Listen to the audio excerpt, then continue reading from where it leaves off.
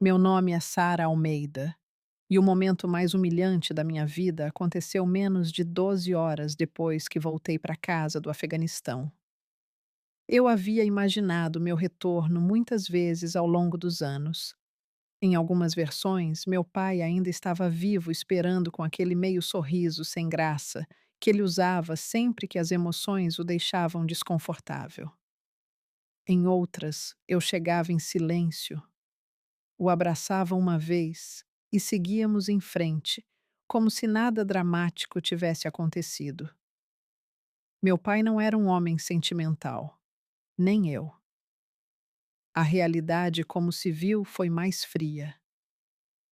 O ônibus da rodoviária sibilou ao se afastar, me deixando sozinha, sob um poste de luz, piscando em algum subúrbio de São Paulo.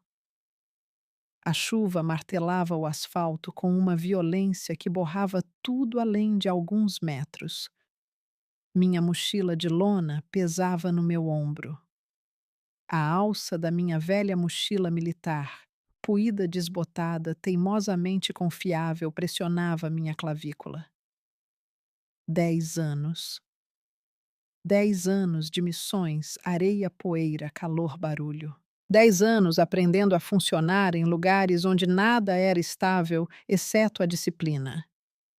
E agora eu estava de volta de pé, no tipo de tempestade que os civis geralmente assistem pela janela com uma taça de vinho. Chequei meu celular. Nenhuma mensagem nova, nem da Tatiana, nem de ninguém. O aplicativo de transporte não mostrava motoristas disponíveis. Claro. Comecei a andar. A mansão não era longe. Eu conhecia o caminho de memória. Mesmo que o bairro tivesse se tornado mais rico, mais brilhante, mais polido, com novos jardins, novos portões, carros novos, dormindo sob garagens impecáveis como animais obedientes. Quando cheguei à entrada curva da garagem, minha jaqueta estava encharcada. A luz se derramava das janelas da casa em retângulos dourados e quentes. A música flutuava através da chuva baixa, cara risadas selecionadas, o tilintar de taças vozes altas, o suficiente para sinalizar status, mas não o suficiente para parecer vulgar. Uma festa. Fiquei ali por um segundo a mais do que o necessário. Então caminhei até a porta e toquei a campainha. Passos. A porta se abriu. Tatiana me encarou. Por meio segundo, sua expressão se partiu. Surpresa, reconhecimento, algo quase humano. Então a máscara voltou ao lugar. Meu Deus! Não alívio, não calor, apenas irritação envolta em incredulidade. Atrás dela, a sala de estar brilhava como uma página de revista. Iluminação suave, móveis de design. Convidados vestidos em silhuetas, sob medida e riqueza sem esforço. Alguém segurava uma taça de champanhe. Outra pessoa se apoiava no balcão de mármore, rindo alto demais de algo esquecível. Engoli o gosto da chuva. Oi, Tati. Ela me olhou de cima a baixo, lentamente. Jaqueta molhada, botas gastas de viagem, mochila sacola. Um fantasma de uma vida diferente. Você não me disse que viria hoje à noite. Eu não sabia que precisava de hora marcada. Seu maxilar se contraiu. Você está ela, gesticulou vagamente, exatamente como alguém que acabou de descer de um ônibus. E eu tinha. Um casal perto da lareira se virou para nós. Tatiana moveu seu corpo ligeiramente, bloqueando a visão deles por reflexo. Este não é realmente um bom momento. Acabei de voltar. Vim direto de Guarulhos e preciso de um lugar para ficar. Silêncio. Um trovão estourou no céu, fazendo os vidros tremerem. Tatiana exalou bruscamente pelo nariz, então saiu fechando a porta parcialmente atrás de si. A chuva açoitava a varanda. Você tem um timing incrível. Eu não sabia que você estava dando uma festa. Não é dar uma festa, Sarah. É networking. Certo. Ela cruzou os braços. Você poderia ter ido para um hotel. Eu não tenho dinheiro para hotel. Ela piscou. Você está falando sério? Acabei de receber baixa. Nem vi a papelada ainda. Seus lábios se curvaram. Não exatamente um sorriso. Então, depois de 10 anos servindo seu país, você está sem dinheiro. Eu não diria assim, mas é verdade. Outro ronco de trovão. Só preciso de um sofá por algumas noites. Tatiana riu baixinho, sem humor. Afiada. Você aparece do nada pingando água da chuva por toda a minha varanda durante uma das noites mais importantes que tive este ano. Tati. E você pede um sofá. Sou sua irmã e não administro um abrigo. As palavras caíram sem drama. Retas limpas cirúrgicas. Eu a encarei. Ela se inclinou mais perto, baixando a voz. Você não pode simplesmente voltar para a minha vida quando for conveniente para você. Eu não saí por conveniência. Você saiu. Ponto final. Eu me alistei. Dá no mesmo. Um relâmpago cruzou o lago atrás da casa, transformando a água em uma lâmina de violência prateada. Eu voltei para casa quando o papai morreu. Você chegou tarde. Eu estava em missão. Você está sempre em missão. Isso doeu mais do que deveria. Perdi o funeral porque estava tentando não ser morta. E eu estava planejando tudo sozinha. Ela se endireitou. Você tem alguma ideia de como foi difícil carregar esta família enquanto você estava por aí brincando de soldadinho? Eu não estava brincando. O que quer que te ajude a dormir à noite. A música aumentou suavemente lá dentro. Alguém chamou o nome de Tatiana. Ela olhou para trás, a irritação piscando. Não posso fazer isso agora. Eu só preciso de um lugar para dormir. Seus olhos endureceram. Você quer saber o que eu vejo quando olho para você? Eu não respondi. Uma lição de moral ambulante. Tatiana, uma mulher que desperdiçou uma década correndo atrás de medalhas com as quais ninguém se importa. Eu não corri atrás de medalhas. Você correu atrás de um sentido em um deserto. Outro flash de relâmpago. A chuva escorria do telhado. E agora você está aqui. Ela disse baixinho, sem nada. Senti meu aperto na mochila se intensificar. Ela olhou para ela, depois para mim e então disse: perdedora. A palavra foi quase gentil, quase entediada, mas cortou mais fundo do que qualquer insulto gritado. Antes que eu pudesse reagir, ela arrancou a mochila do meu ombro. Tati. Ela arremessou da varanda. Atingiu o gramado encharcado com um baque surdo e feio. Exclamações de dentro. A porta se abriu mais. Agora todos podiam ver a irmã soldada molhada. A elegante irmã mais nova. O espetáculo. Não vou fazer isso na frente dos meus convidados. Tatiana estalou. Não estou fazendo nada. Você está me envergonhando. Eu só pedi ajuda. E eu acabei de responder. Ela pegou um documento de uma pasta na mesa de entrada e o empurrou na minha direção. Aqui, já que você claramente não checou sua correspondência. A chuva borrou a tinta. Limpei a página com a manga. Últimas vontades e testamento de Daniel Almeida. Meu pai. Meu estômago revirou. Este é o resumo oficial, disse Tatiana. Registrado, executado, concluído. Eu li rapidamente. Propriedade residência no Lago para Tatiana Almeida. Propriedade 2.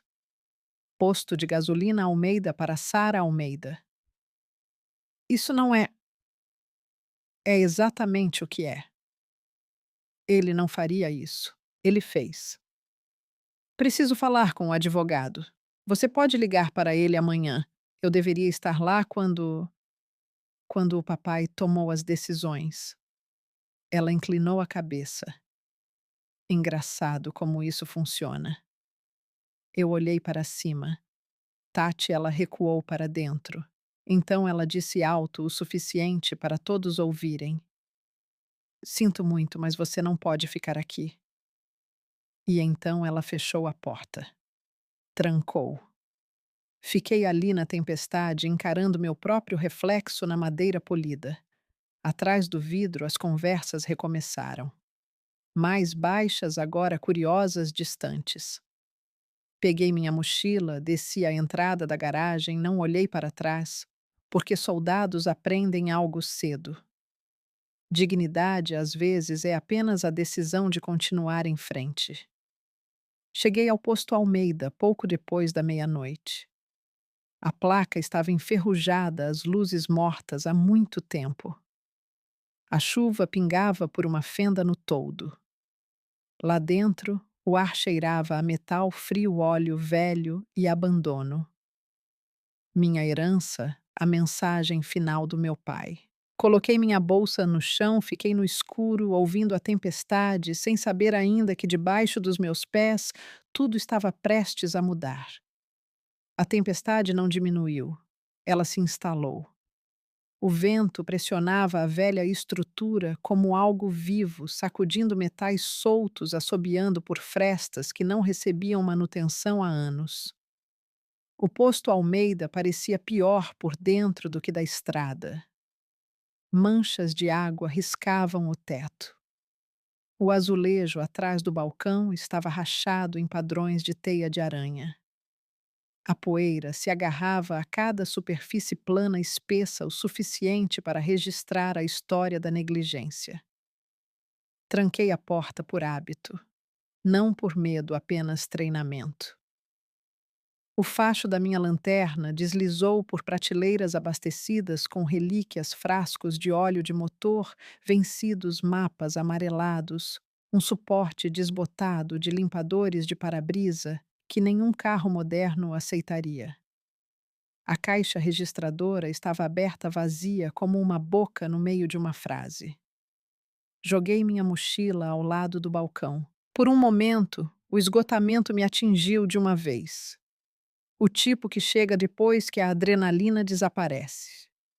Encostei-me na parede e fechei os olhos. O Afeganistão me ensinou a dormir em qualquer lugar. Não me ensinou a voltar para casa. O escritório nos fundos estava mal intacto. Uma mesa de metal, um arquivo, uma cadeira com uma roda faltando. O vidro da janela tinha uma rachadura na diagonal selada há muito tempo com fita adesiva descolorida. Tirei minha jaqueta encharcada e torci a água das mangas. Sem eletricidade, sem aquecimento, mas o ar aqui atrás estava parado.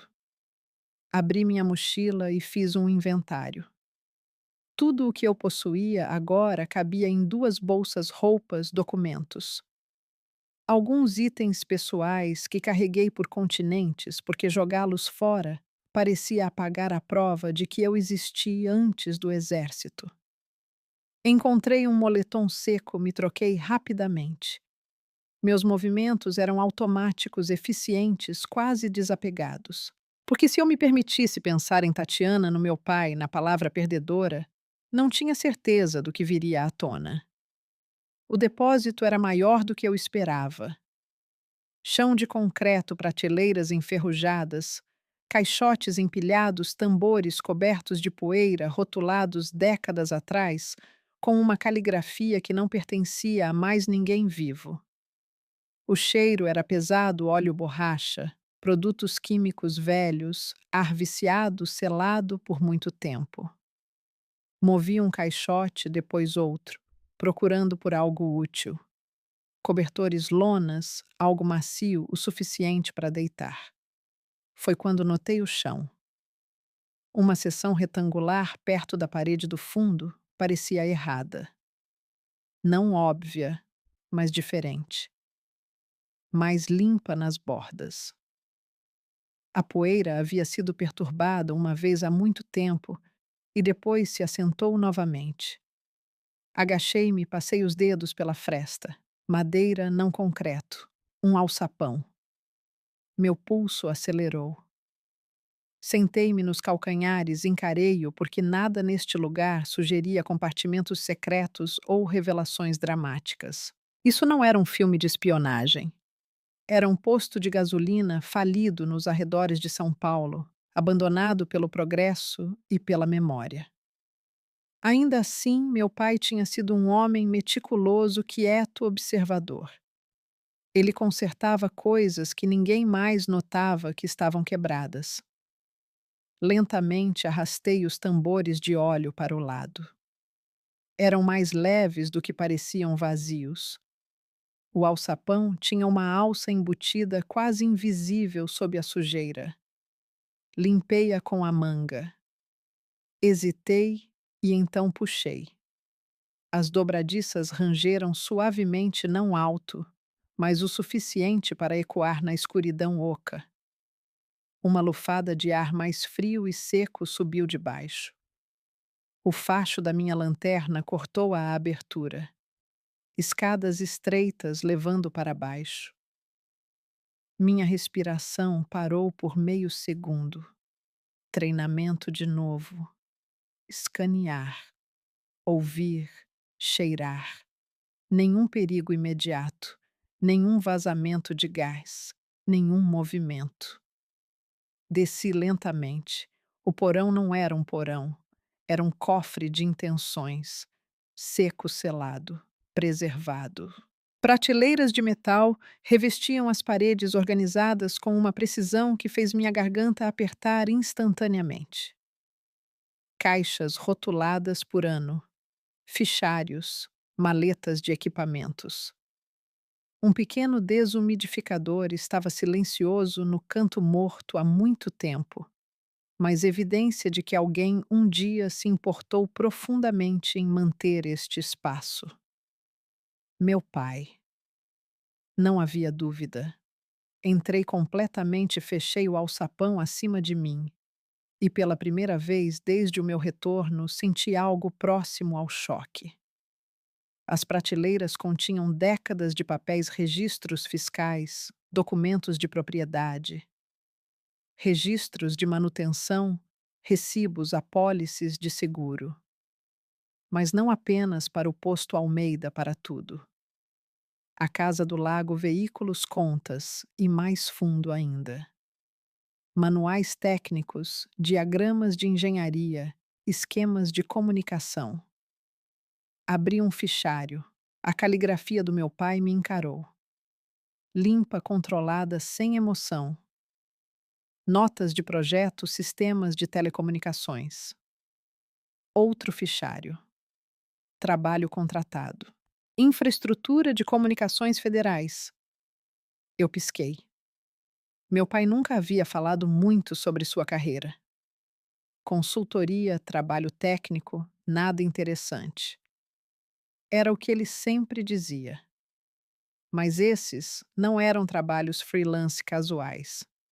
Eram contratos de longo prazo ligados a atualizações de comunicações do governo datados do final da Guerra Fria.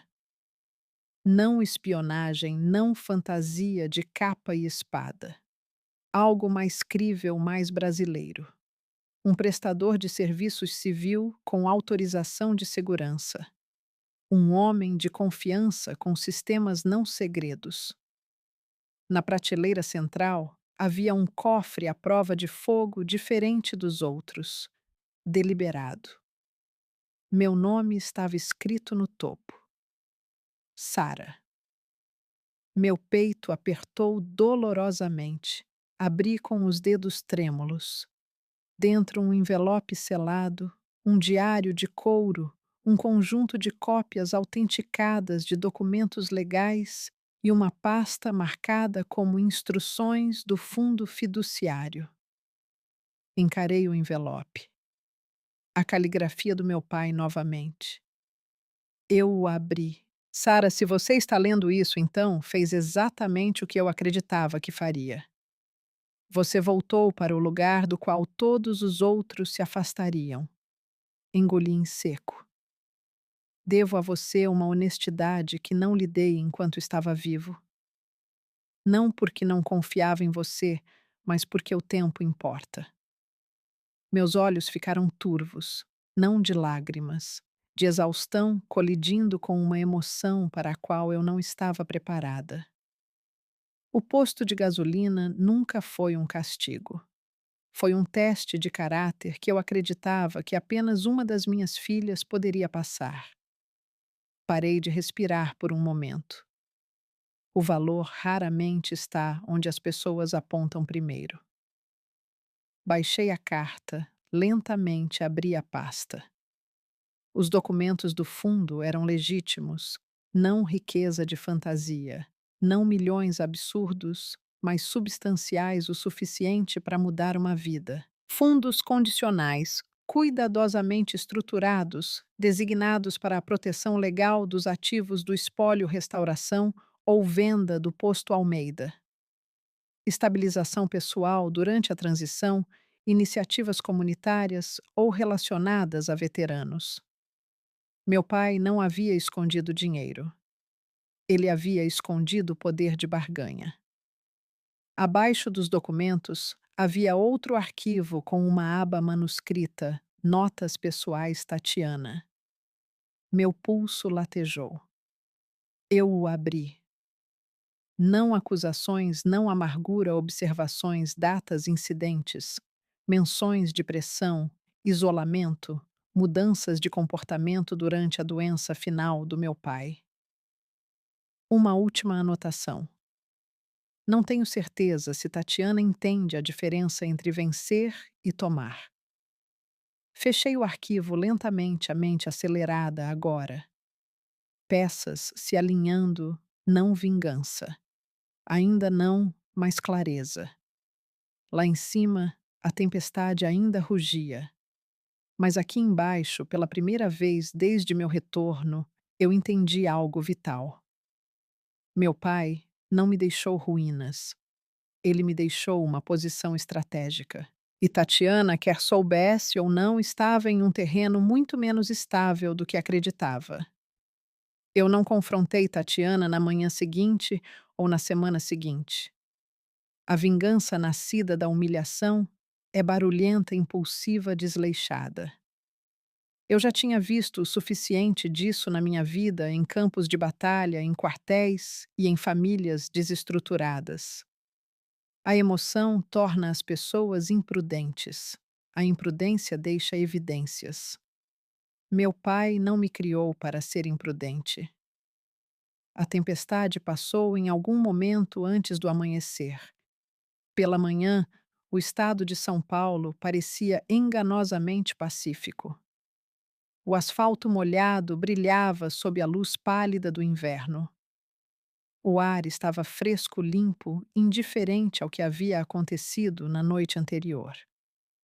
Dentro do posto Almeida, nada havia mudado exceto eu. Sentei-me à mesa de metal no escritório, os documentos do fundo fiduciário espalhados ordenadamente na minha frente. O café de uma lanchonete próxima fumegava em um copo de papel que dizia Refil 99 centavos, em letras vermelhas alegres. À minha frente estava o doutor Ricardo Bastos, advogado de inventário.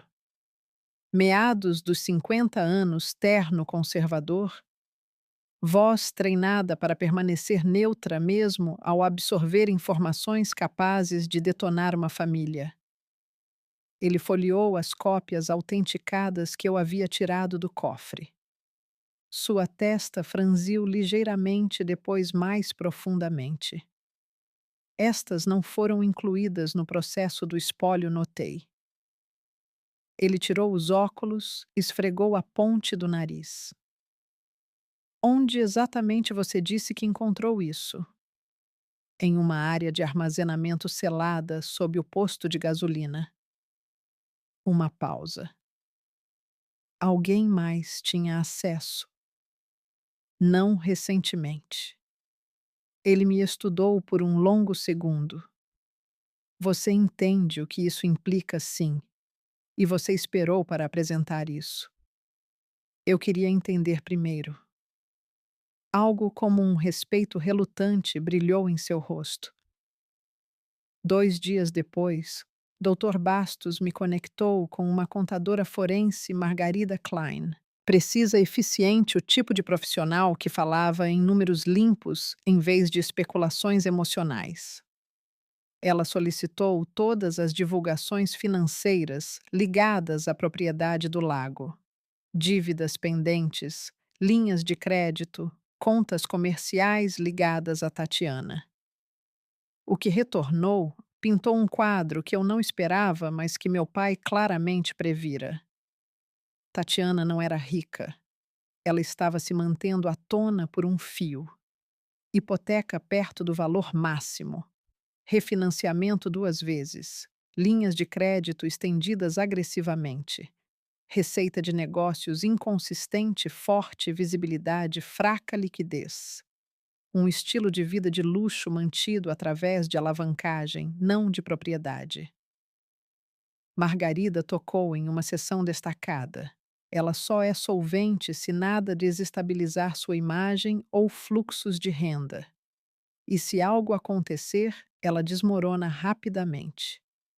Sem drama, apenas matemática. Passei de carro pela mansão uma vez naquela semana. Paisagismo novo. O V importado novo na garagem. Caminhões de entrega buffets. Nada no exterior sugeria fragilidade financeira. Esse era o truque. A aparência é o vício mais caro no Brasil.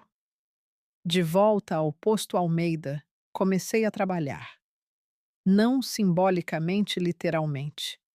Dobradiças de portas quebradas, prateleiras rachadas, descarte de estoque. Contratei um eletricista local para restaurar parte da energia. Paguei em dinheiro dos fundos do truste devidamente documentado, devidamente alocado. A notícia se espalhou rápido pela cidade pequena. A garota Almeida estava de volta.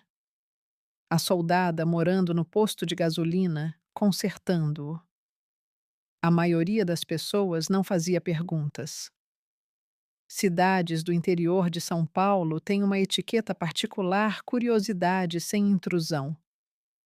Tatiana não compartilhava dessa moderação. Ela chegou sem avisar uma tarde. Óculos de sol de grife, cabelo perfeito, o leve cheiro de perfume caro, cortando asperamente o cheiro de combustível e metal. Ela saiu de seu SUV. Olhou para o prédio, depois para mim. Parada ali, em jeans manchados de graxa, chave inglesa na mão.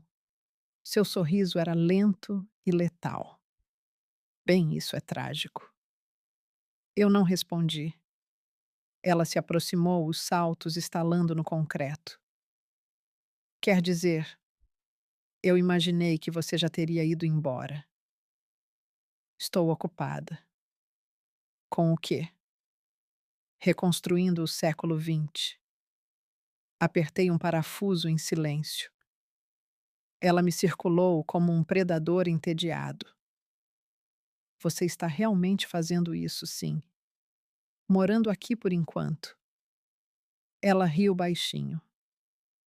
Meu Deus, Sara. Endireitei-me lentamente. Encontrei seus olhos. Ela inclinou a cabeça. Você realmente acha que o papai queria isso para você? Eu acho que o papai foi muito deliberado. Seu maxilar tremeu. Então ela sorriu de novo. O que quer que te ajude a lidar? Ela gesticulou ao nosso redor. Este lugar é um fóssil. Talvez você pudesse ter me pedido dinheiro. Eu te pedi algo. Sua expressão endureceu instantaneamente. Não. Você me chamou de perdedora. Se a carapuça serviu. Silêncio. O vento sacudiu a borda solta da placa acima de nós. Sabe qual é o seu problema? Disse Tatiana. Esperei. Você confunde resistência com sucesso e confunde visibilidade com estabilidade. Seu sorriso desapareceu. Apenas por um segundo depois, retornou mais afiado, ainda amargo. Bom, pelo menos isso é humano. Ela se virou para o carro. Ah, e Sara, olhei para cima. Se você algum dia decidir que não consegue lidar com este pequeno experimento de sobrevivência, ela tirou os óculos de sol. Não espere simpatia. Ela foi embora. Convencida de sua vitória, entrei com as ações legais na segunda-feira seguinte. Silenciosamente, Dr. Bastos cuidou das petições. Disputa de inventário, pedido de revisão judicial de documentos do espólio, retidos preservação de registros financeiros e de comunicação. Simultaneamente, através de uma estrutura aprovada pelo fundo fiduciário, adquirimos o controle de uma dívida secundária atrelada à propriedade do lago. Não a dívida inteira, apenas o suficiente. O suficiente para aplicar pressão legalmente, precisamente. A execução da hipoteca não foi imediata. Esse é outro mito que a ficção adora. A realidade é processual. Notificações, prazos, janelas de conformidade. Mas a pressão tem um efeito psicológico muito antes de as consequências se materializarem. Tatiana começou a ligar para o Dr. Bastos em semanas, depois para o escritório de Klein, depois para os bancos, depois para qualquer um que pudesse explicar por que certas opções nas quais ela antes confiava não eram mais flexíveis. Ela voltou ao posto Almeida novamente, menos polida desta vez, olhos cansados, a voz, com um toque de algo novo. O que você fez? Olhei para cima do balcão que eu estava restaurando. Bom te ver também. Isso não tem graça. Não estou rindo. Meu banco ligou. Imagino que sim. Ela me encarou. Você está por trás disso. Estou por trás da papelada. Você nem entende metade do que está mexendo. Eu entendo o suficiente. Sua respiração acelerou. Você sempre teve inveja. Do que da minha vida? Mantive seu olhar. Sua vida é financiada, Tatiana. Ela se encolheu. Então a fúria se acendeu. Você acha que é mais esperta porque encontrou alguns arquivos empoeirados? Acho que o papai mantinha registros muito bons. Você está tentando me destruir. Estou corrigindo uma narrativa. Ela se inclinou mais perto, a voz tremendo agora. Você não pode fazer isso. Eu não comecei isso. Você está me punindo porque não soube lidar com a perda. Falei calmamente. Eu não perdi. Ela me encarou. Pela primeira vez, incerta. Quando a data do tribunal foi marcada, a ilusão já havia rachado. O convite chegou em papel cartão creme e grosso. Letras em relevo elegância minimalista, o tipo de design que sinaliza bom gosto sem esforço. Leilão de caridade anual de inverno da Fundação Vistas do Lago realizado na residência Almeida. O nome de Tatiana aparecia abaixo, homenageando Tatiana Almeida, empresária e estrategista de marca digital. Segurei o cartão por um longo tempo, não porque me surpreendeu, porque não surpreendeu. Tatiana sempre entendeu uma coisa instintivamente: visibilidade é sobrevivência. Mesmo agora, sob pressão financeira, escrutínio legal. Prazos apertados, ela estava performando sucesso, especialmente agora. Na noite do leilão, a mansão brilhava como um sonho encenado. Manobristas se moviam com polidez ensaiada. Sedãs de luxo se alinhavam na entrada curva. Jazz, suave, flutuava pelo ar aquecido que saía da entrada cada vez que a porta se abria. Saí do carro. Terno preto sob medida. Simples, preciso, sem teatralidade. Mas pude sentir a mudança imediatamente. Os olhares se demoravam. Não reconhecimento. Avaliação. porque a presença é uma linguagem. E a minha não se traduzia mais como a irmã descartada da tempestade. Dentro, a atmosfera brilhava com generosidade, curada taças de cristal, iluminação dourada baixa, mesas exibindo itens de leilão, retiros de fim de semana, peças de arte, experiências gastronômicas privadas. No centro de tudo, Tatiana, radiante e controlada, vestindo confiança como uma armadura. Ela estava perto da grande escadaria, rindo levemente, com um grupo de doadores e personalidades locais. Cada gesto polido, cada sorriso calibrado. Por um breve segundo, vi a versão dela que uma vez trançou meu cabelo antes da escola. Então ela me notou. Sua expressão congelou ligeiramente, depois se recalibrou.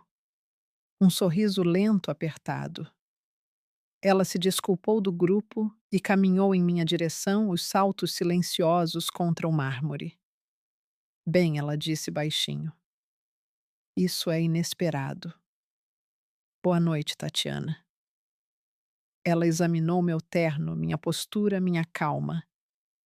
Algo piscou por trás de seus olhos. Você se arruma bem. Eu tento. Você está aqui para que observar? Estou aqui porque fui convidada. Seu maxilar se contraiu. Eu não te convidei. A fundação convidou. Uma pausa. Ela se inclinou mais perto. Você realmente escolheu hoje à noite. Eu não escolhi o momento. Você sempre escolhe. Mantive seu olhar. Ela procurou em meu rosto, procurando raiva, amargura, algo bagunçado, não encontrando nada.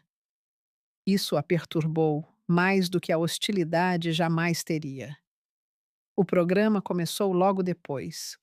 Um membro do conselho local subiu ao palco, a voz calorosa, com sinceridade praticada.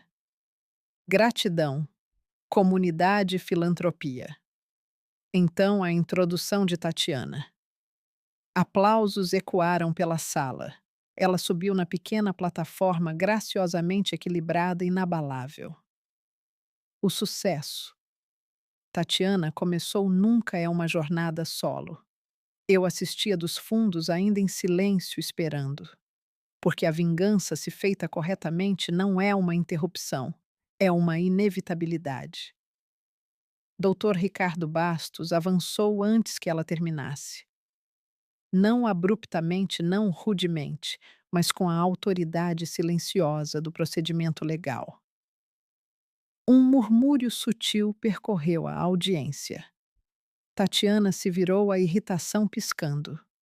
Ricardo, sua voz era uniforme. Receio que precisemos pausar o programa brevemente. Um silêncio se espalhou. Confusão. Tensão. Tatiana forçou um sorriso. Isso é realmente necessário agora, sim. Seus olhos endureceram. Este é um evento de caridade e este é um assunto legal relativo a bens do espólio e instrumentos financeiros diretamente ligados a esta propriedade. A sala mudou. O interesse se aguçou instantaneamente. Dois indivíduos entraram atrás de Bastos, um representante do banco e um oficial de justiça. Sem drama, sem gritos, apenas documentação. Bastos se dirigiu à audiência calmamente.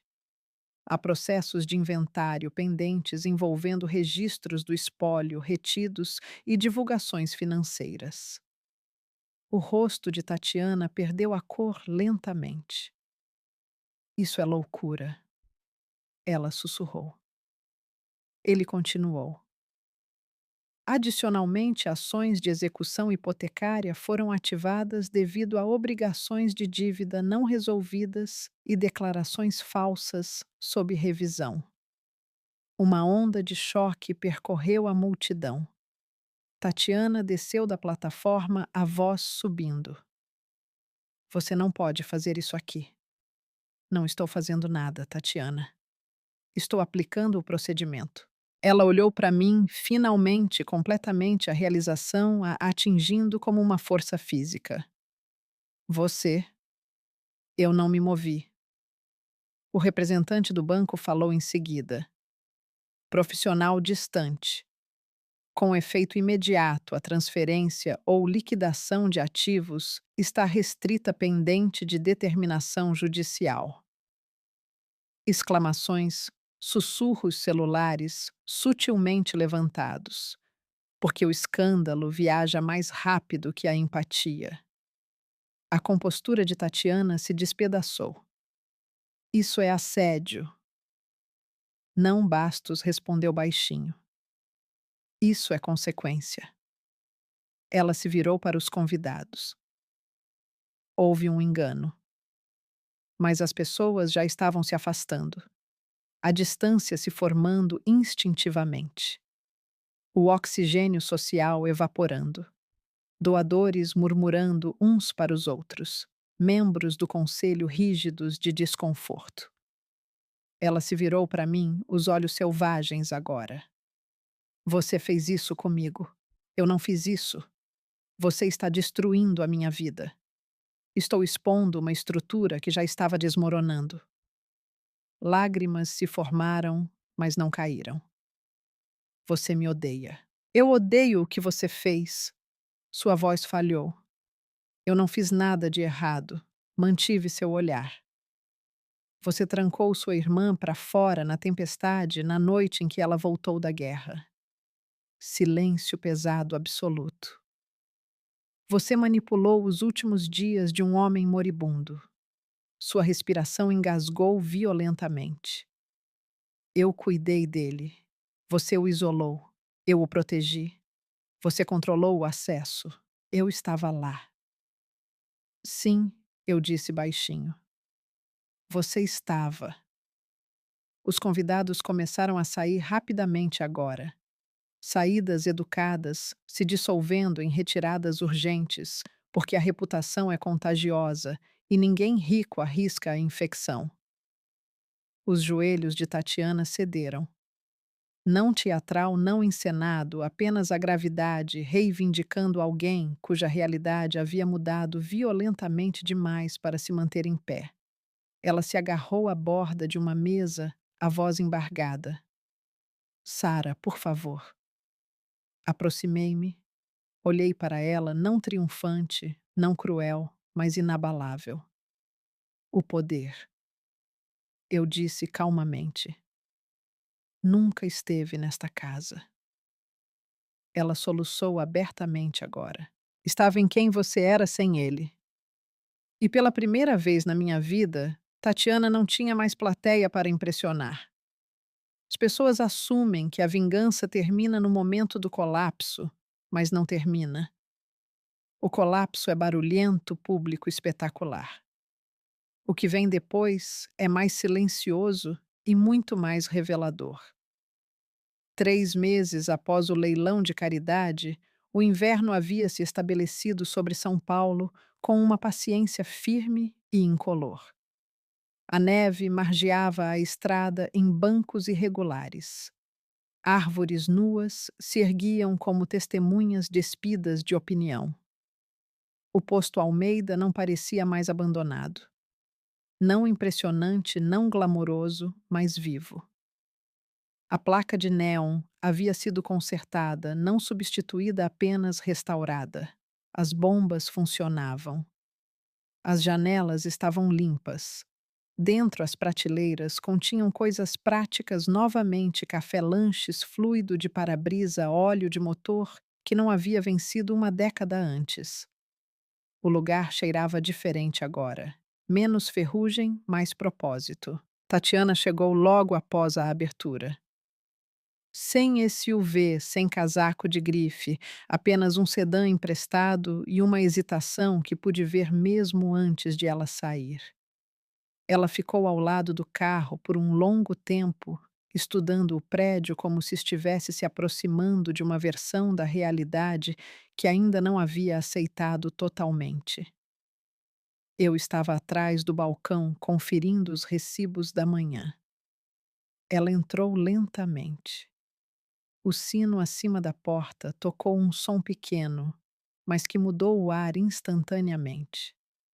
Ela parecia mais magra, não frágil, mas reduzida como alguém que viveu de adrenalina e aplausos, agora forçada ao território desconhecido do silêncio. Oi, ela disse. Sua voz era cuidadosa, incerta. Acenei com a cabeça uma vez. Tatiana, ela engoliu em seco, os olhos movendo-se pela loja. Você realmente consertou. Eu reparei o que funcionava. Uma pausa. Parece bom. Funciona. O silêncio se estendeu entre nós. Não hostil, não caloroso, apenas honesto. Eu não sabia para onde mais ir, ela disse baixinho. Continuei escrevendo. Eu imaginei que todos eles desapareceriam. Pessoas apegadas à imagem geralmente desaparecem. Seu maxilar se contraiu levemente, depois relaxou. Perdi tudo. Encontrei seus olhos. Você perdeu o poder de barganha, não a existência. As lágrimas ameaçaram novamente, mas ela as conteve. Não tenho onde morar. Você tem opções. Não, ela sussurrou. Não tenho. Isso não era inteiramente verdade, mas a humilhação remodela a percepção. E pela primeira vez, Tatiana estava vendo a vida sem filtros, edições, ajustes de iluminação. Os termos do acordo ainda estão de pé, eu disse calmamente. Ela assentiu levemente. Colocação de trabalho, reestruturação de dívidas, recuperação de renda supervisionada. Condições que meu advogado insistiu que fossem escritas de forma clara, legal, sem ambiguidade emocional, não misericórdia. Estrutura. Você está falando sério sobre me fazer trabalhar aqui? Sim, não sei nada sobre isso. Você vai aprender. Eu construí uma marca Sara. Você construiu visibilidade. Eu construí um negócio. Você construiu dependência da percepção. Seus ombros caíram. Não acredito que você está fazendo isso. Eu posso. Ela encarou o chão, a voz quase inaudível. Sinto muito. As palavras eram cruas, sem polimento, tardias, mas reais. Pela tempestade, por tudo, mantive seu olhar. Um pedido de desculpas não apaga as consequências. Eu sei. Não restaura a confiança. Eu sei. Não muda o que você fez com o papai. Ela se encolheu. Eu sei. Outro silêncio. Diferente desta vez. Menos tensão, mais gravidade. Mas pode começar outra coisa, eu disse. Seus olhos se ergueram lentamente. Esperança, medo, confusão, responsabilidade. Eu completei.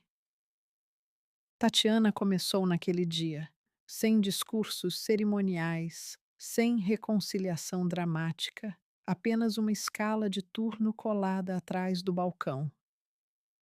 Inventário da manhã, limpeza, treinamento de caixa, atendimento ao cliente. A primeira semana foi brutal para ela. Não porque o trabalho fosse impossível, mas porque era comum, não celebrado, invisível.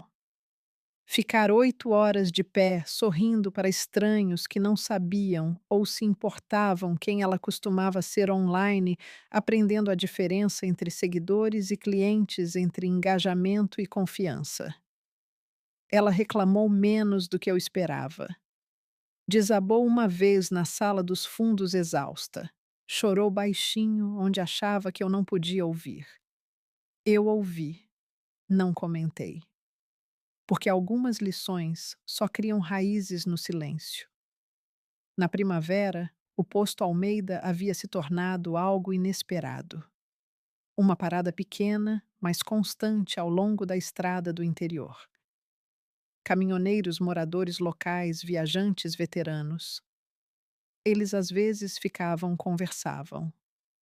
Não sobre tragédia, sobre a vida. Trabalho, contas, filhos, arrependimento, segundas chances. Estabeleci o Fundo de Transição Almeida, usando uma parte dos ativos do fundo fiduciário que meu pai estruturou com tanto cuidado. Assistência habitacional para veteranos que retornam apoio para reciclagem profissional.